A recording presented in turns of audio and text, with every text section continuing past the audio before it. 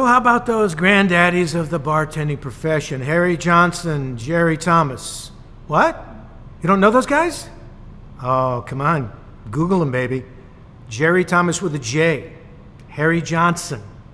These are the two most significant books in the 19th century. 1862, How to Mix Drinks, or The Bon Vivant's Companion. This was the first time they wrote these recipes down. Jerry Thomas was the man. And bitters. Mostly a bitters called, well, actually in the 1862 edition, a bitters called Bogarts. And David Wondrich, our historian and the Esquire drinks and cocktail editor, looked and looked in the old newspapers everywhere for this Bogarts and couldn't find it, and finally realized from the 1887 edition of How to Mix Drinks that the proofreader had made a mistake. It was actually Bocker's bitters, not Bogart's bitters. The R got in the wrong place and the K got dropped. So Jerry loved Bocker's bitters, and it was his go-to bitters. He mentions Angostura and maybe one other, but Harry Johnson, 1882, another groundbreaking book, New and Improved Bartender's Guide. It's loaded with bitters. There's a dozen bitters if there's one. Hofstetters, sherry bitters, orange bitters, Bocker's, Angostura, lots of them. And by the way, Hofstetters came in a large bottle because during the Civil War, when it was hard to get any kind of alcoholic beverage, they used Hofstetter's bitters for the boys at the front as an alcoholic beverage.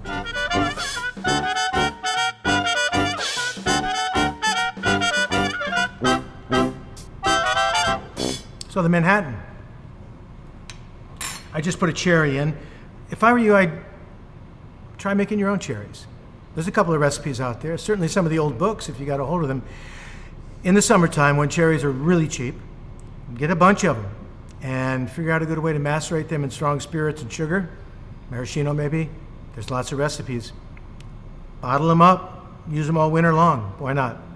So I've got a cherry in here, but Manhattans, for me, I like orange oil. There's orange in a lot of the bitters that goes into Manhattan, bitter orange. So I'm going to put a little, as well as the cherry, a little orange oil in my Manhattan also. A salud.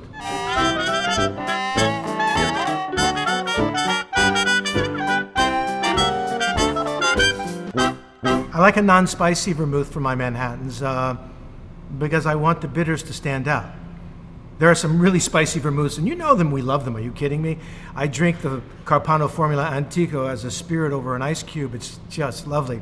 But if I put it in my Manhattan, it really makes the bitters superfluous, doesn't it? Because it's so spicy. So if you want to taste the difference, or if you want to experiment different bitters in your Manhattan, use a wine-forward vermouth, Cinzano, Martini, Dolin. I mean, Dolin is the only vermouth that really has its own AOC. Chambéry, France. You can't. That style of vermouth can only come from Chambéry. And what style is it? It's wine forward, very delicate, very floral, not spicy.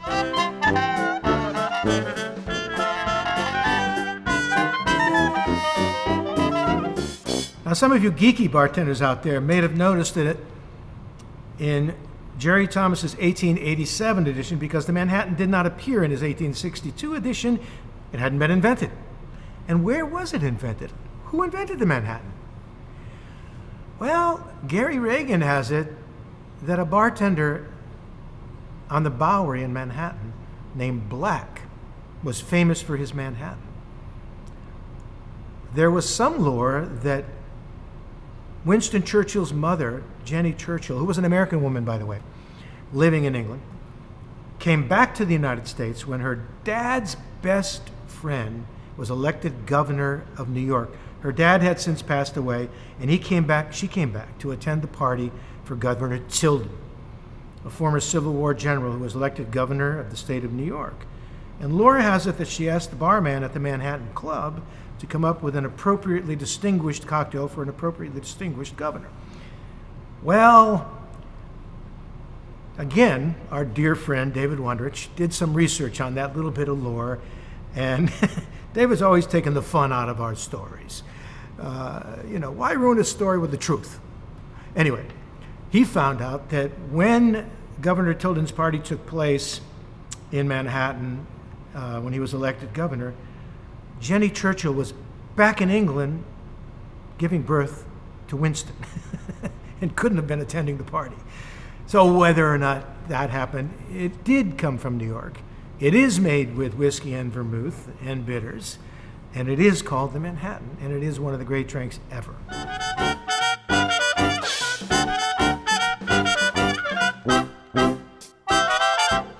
So what do you choose as a bitters for this drink?